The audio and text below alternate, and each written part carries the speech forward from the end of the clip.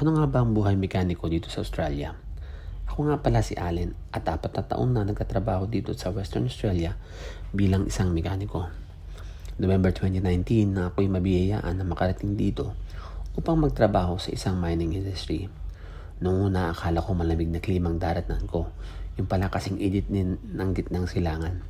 Kasagsagan ng tag-init nang kami dumating dito. Nasa northwest pala ako ng Western Australia sa lugar na tinatawag na Port Hedland.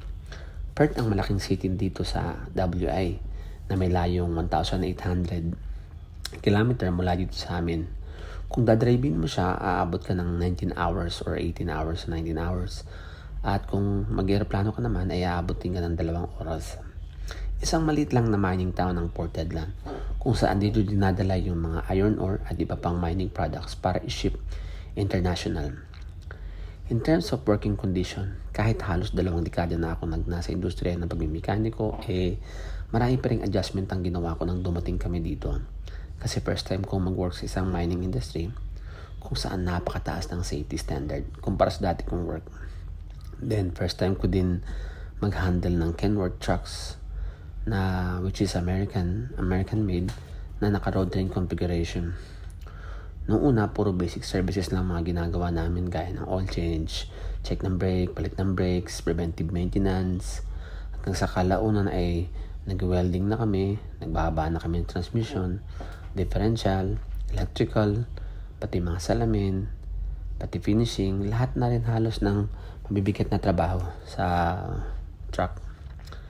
Kami na rin na nag-rescue pag may nagbe-breakdown na unit sa mine site or sa gitna ng kalsada.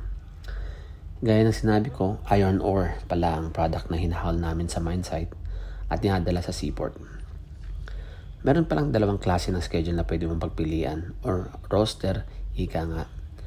Merong 2-in-1 or ibig sabihin papasok ka ng 2 linggo na straight at mag-off ka ng 1 linggo. Or pwede namang 4 na linggo kang papasok at 2 linggo ka namang magpapahinga. O tinatawag nilang 4-2. Depende sa gusto mo. And then, meron ding 2 klase ng living condition na pwede kang pagpilian. Ito yung FIFO at yung REZO. FIFO meaning fly in, fly out, kung saan sagot ng company ang hotel, food at mga flights mo kahit saan man dito sa Australia or sa New Zealand. REZO naman ay ang residential status kung saan meron kang $800 kada linggo kahit naka-off ka.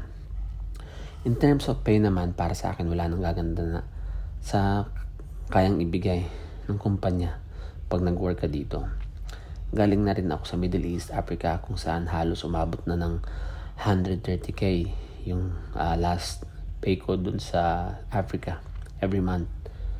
Para sa akin wala nang papantay pagdating sa pay dito. Kung gusto niyo naman malaman kung paano ako nakarating dito, so bye-bye lang. For more info kung paano ako nakarating dito, share ko yun sa susunod ko na vlog. Okay, hanggang na muli. Sa susunod, hanggang sa muli. Adios at stay blessed.